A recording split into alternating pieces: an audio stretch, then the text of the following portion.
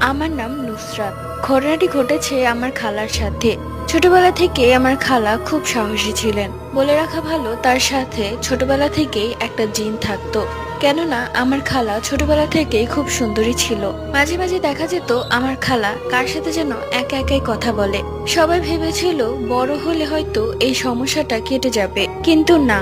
বড় হওয়ার পর এই সমস্যাটা আরো বেশি বেড়ে গিয়েছিল। যতই আমার খালা বড় হচ্ছিল ততই সে অন্ধকারে নিজেকে লুকিয়ে রাখছিল। দিনের আলো যেন সে একদম সহ্যই করতে পারতো না। আমার খালাকে অনেক হুজুরের কাছে নিয়ে যেতে চেয়েছিল, কিন্তু সে যেতে চায়নি। বলেছে বারবার তাকে জোর করলে সে আত্মহত্যা করবে।